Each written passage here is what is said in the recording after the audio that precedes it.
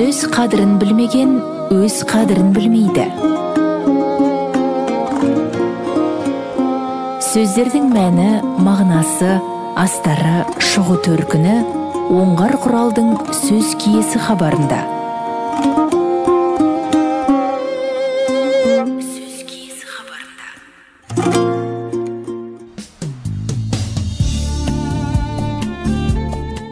Ассалаумағалейкум, құрметті радио тыңдаушылар. Сен саларда мен салар, атқа жемді кім салар деген мәтел бар. Осындағы салар сөзін қалай түсініп жүрміз? Аға, бай, шешек, кісі киік, айла, адақ, аяқ, керіш сөздерінің мәні. Сөз қолданысымыздағы ассонанс пен аллитерацияның маңызы қандай? Бүгінгі хабарымыздың қонағы Алматыдағы Санжар Асфендияров атындағы Қазақ ұлттық медицина университеті тілдік пәндер кафедрасының доценті, филология ғылымдарының кандидаты Төлеубек Зайсанбаев кей сөздердің шығу төркіні жайында өз ойларымен бөлісетін болады. Төке, біздің хабарымызға қош келдіңіз. Сөз киесі деген хабарымызда біз сөздердің мән мағынасын, астарын, төркінін тыңдаушыларға түсіндіріп келе жатқан жағдайымыз бар. Енді өзіңіз мына тілді зерттеп жүрген ғалымдардың бірісіз. Қазақта біз әлі де мағынасын түсінбей жүрген сөздер бар ма? Қандай мысалдарыңыз бар? Ол көп қой енді. Bir қарағанда түп түсінікті нәрсе сияқты. Мысалы үшін біз қолдана береміз, сен саларда мен салар, атқа жемді кім салар дейді. Осы жерде салар деген салу деген сияқты, атқа жемді кім салар. Шындап келгенде ол ешқандай салу емес. Ол парсының салар деген сөз офицер деген сөз екен де. Сонда сен де офицерсің, мен де офицерсің, сонда атты кім жемдейді деген, иә. Ал енді мысалы үшін дос дұшпан дейміз, қазақтың өзін сияқты. Ал бірақ осындағы дос деген парсының дос деген сөзі де, дұшпан деген парсының дұшман. Енді неге досты дос дейміз дейтін болсақ, дос деген сөз екі қатаң дауыссыз аяқталып тұрды. Қазақ тілінде қатаң дауыссыз сөз аяқталмайды, біреу түсіп қалады. Ал дұшмандағы шыны пөбөкеті дұшпан десем, шы қатаңнан кейін мы келмейді. Міне осылай қазақ өзіне ыңғайлы болды. Енді қазақта дос дұшпан деген сөз пайда болды. Енді ол мақалға дос жылатып айтады, дұшпан күлдіріп айтады дейміз, жау күлдіріп айтады дейміз. Осы сөз студенттік тапсырма берсем, дос жылатып айтады, орысын білдір ғой, жау күлдіріп айтады деп жазды. Ал ол неге жау деген жерде үйлеспей тұр? Себебі екеуінде мынау аллитерация ассонанс деген бар қазақ тілінде. Біргелкі дауыссыздан, немесе біргелкі дауыссыздан басталады. Ереуіл атқа ер салмай, егеуіл найза қолға алмай, еңкіл жер салмай дейді. Ақтан берді күлдір кісінетіп, күреңді мінерім екеміз, күдерден баутағып, кіреуке керім екеміз де. Кейде әлі өлең ұйқаспай тұрса да, ұйқасының өзін білдіртпей жіберетін осындай қазақ тілінде осындай аллитерация ассонанс өте көп қолданылады.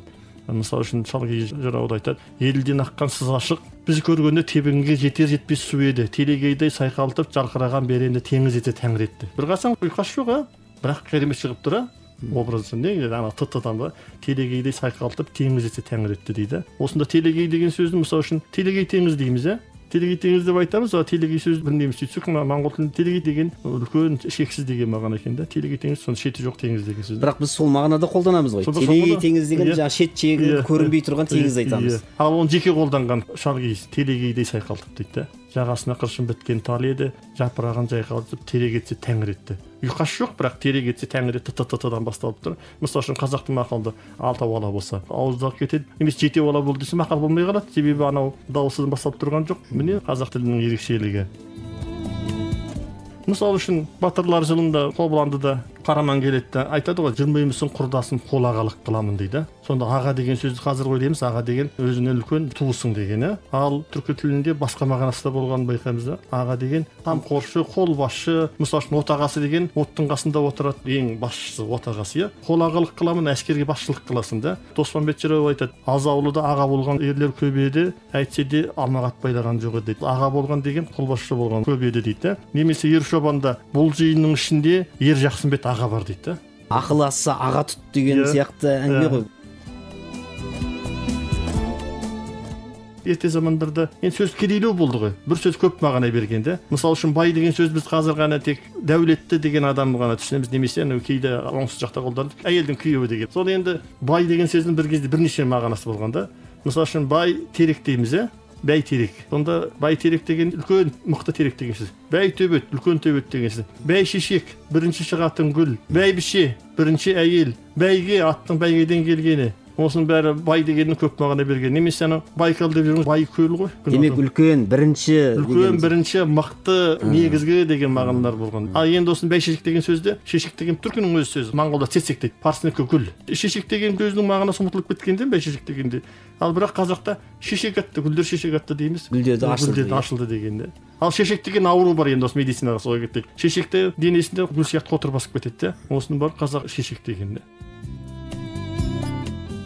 Көндірген сөздің мағынасы жоғалып кетпейді, бір жерде жүреді, оны іздестіру керек. Іздеген кезде, басқа туыстасын іздеген кезде шыға келеді. Мысалы үшін қазақта кісі киік дейміз, ой бір туысқа адамға жоламай жүретін адам. Осы киік деген сөзі Қарасай Балқар тілінде жабаяң деген екен да. Ал түркі тілінде, қазақ тілінде де бұрын кезде жабайы деген мағынасын берген, осыдан байқаймыз да. Ал қазір киік десек бір аңның түрін көреміз, а кісі киікте адамға жоламайтын жабайы дегенді көреміз. Енді киік те адамға жоламайды ғой, содан туындалса керек басында. Иә, басында ол жабайы деген мағына берген ғой. Жабаяң деген мағына берген, немесе зар илеу дейміз, зар илеу деген жылау сондай мағынада, ясауида мысалы үшін айтады баян айла дейді, баянда деген сөз. Айла деген сөз айт деген парсы сөзді, ғафу айла, ғафу ет деген әріптен әрбірімді қолданады да.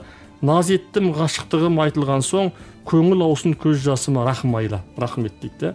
Немесе Шәкен Сейфуллинде сөйледі адақ тұрып абылайға, я тақсыр өтілім бар қабыл айла, қабыл ет деген сөз. Енді осыдан бір адақ деген қазақта мындай сөз бар, ен адақтаған қайыршы дейміз. Адақ деген қазақ тілінде, көне түркі тілінде аяқ, кәдімгі біздің аяғымыз ол кезде адақ болған. Адақ тарихи зыға ауысты, азақ одан аяққа ауысып кетті.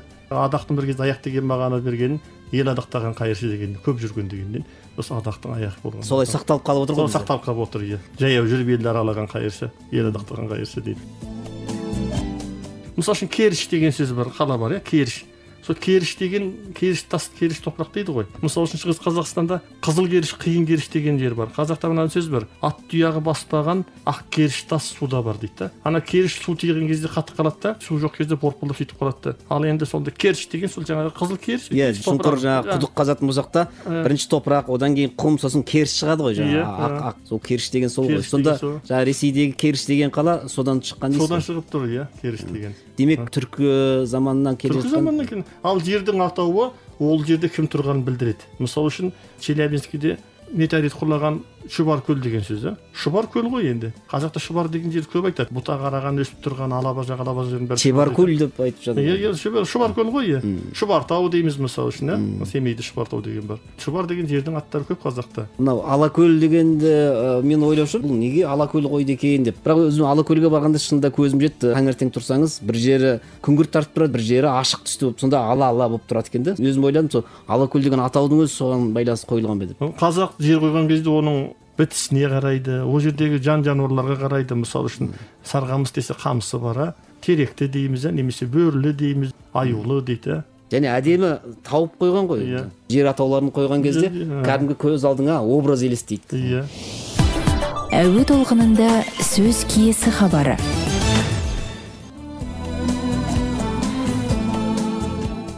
Өзі өмір бойы далада жүрген мал баққан халыққа қазақ амандасқанда бірінші мал жан аман ба дейді. Бірінші малды сұрайды. Соны Шоқан Уәлиханов жазады, түріктер демалып жатырсың ба дегенде, андай жалқау түрік дейді. Қытай нихау дейді, тамақ іштің ба дейді, өмір бойы тамақ табу. Қазаққа өмір сүру, тіршілік көзі мал болған бірінші малды сұрайды дейді, мал жан аман ба дейді.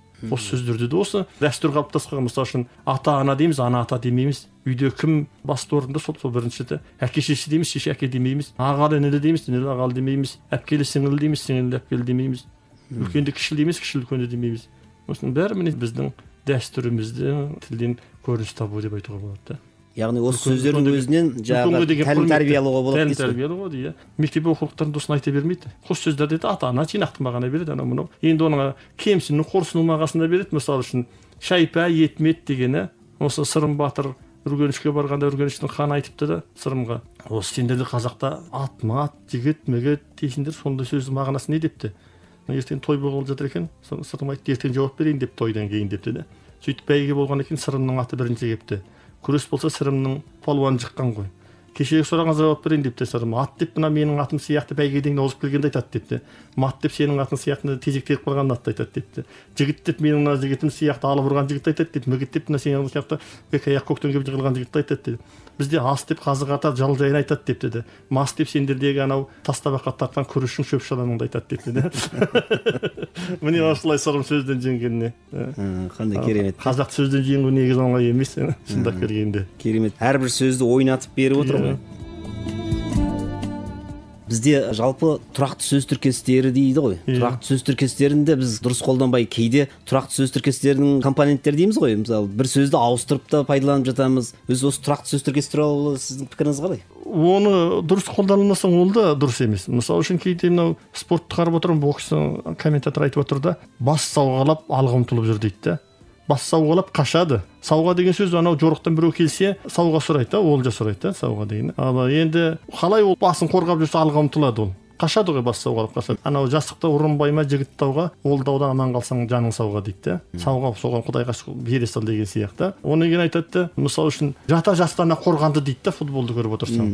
Жата жастана қорғанбайды, жанталаса қорғанады.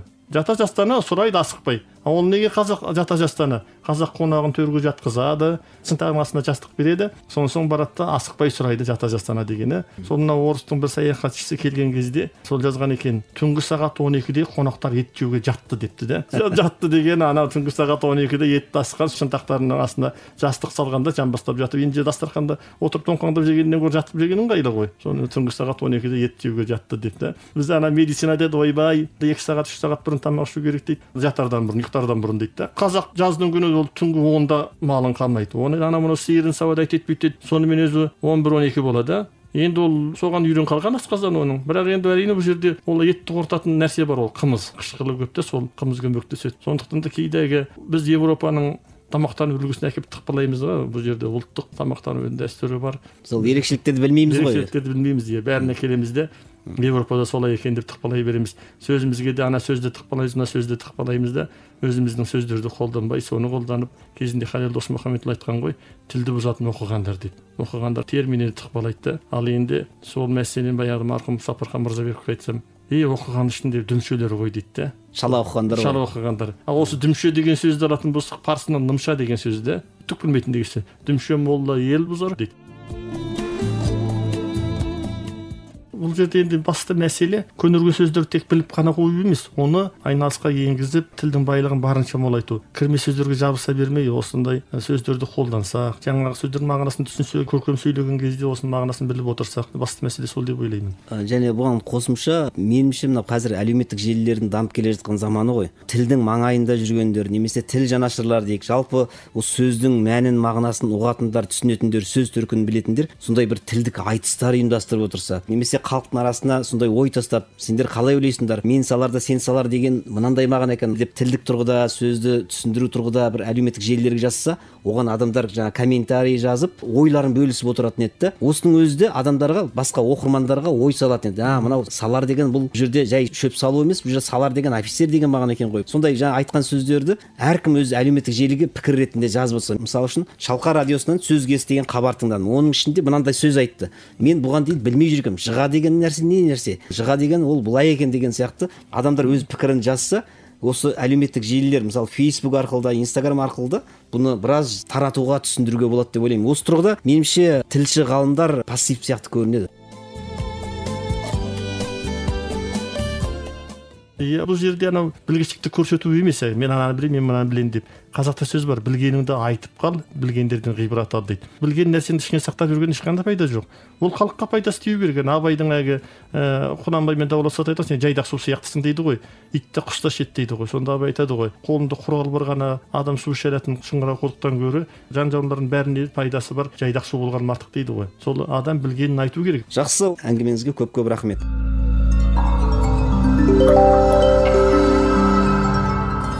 Сөз төркіні.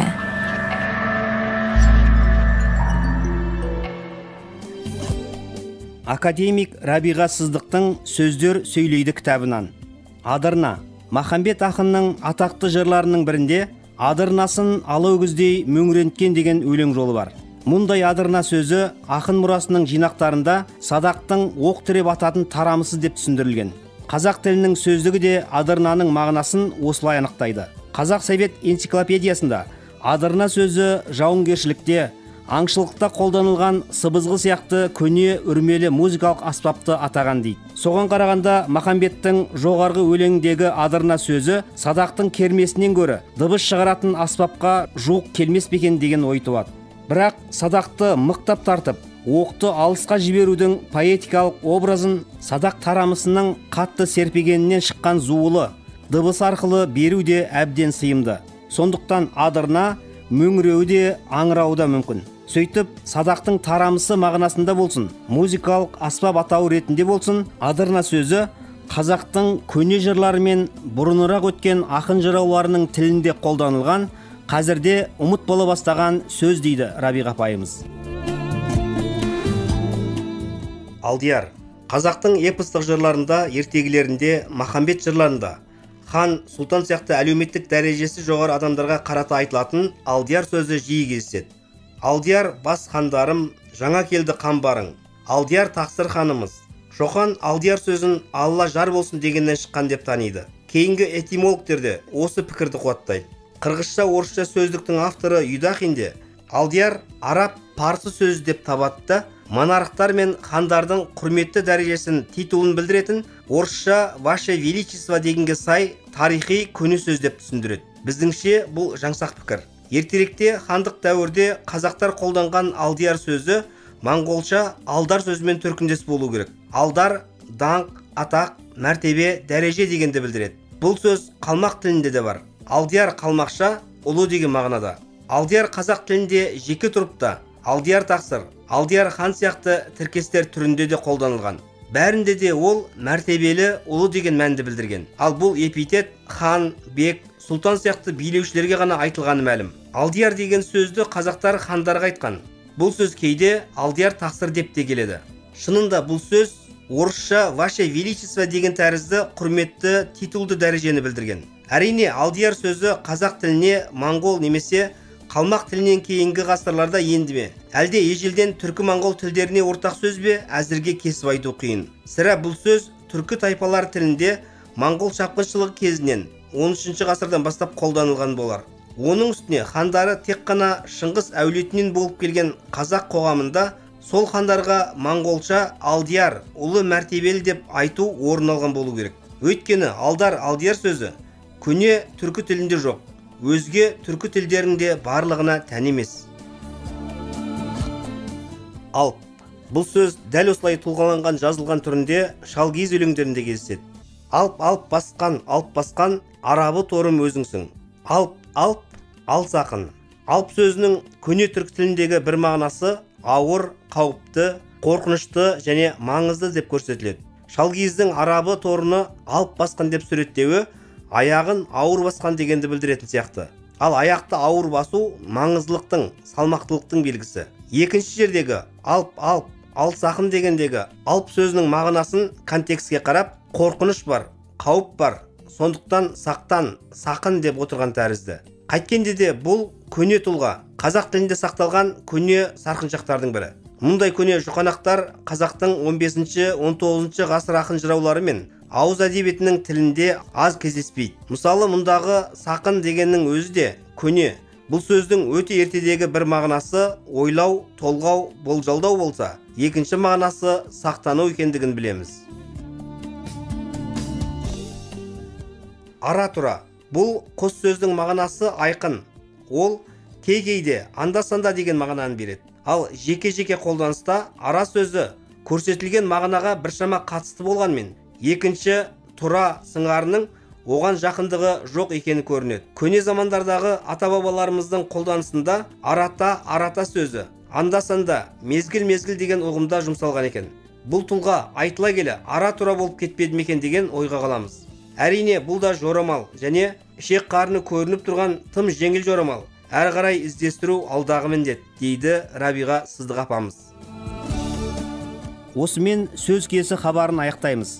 Хабарға Санжар Асфендияров атындағы Қазақ ұлттық медицина университеті, тілдік пәндер кафедрасының доценті, филология ғылымдарының кандидаты Төлеубек Зайсанбаев қатысып, бірқатар сөздердің шығу төркіні туралы өз ойларымен бөлісті.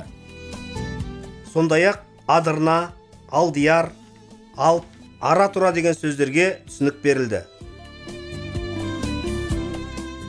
хабарды әзірлеп жүргізген Оңғар Құрал, музыкамен көркемдеген Ақзер Қазыбек қызы. Әуе толқында келесі кездескенше сау, сәлемет болыңыздар.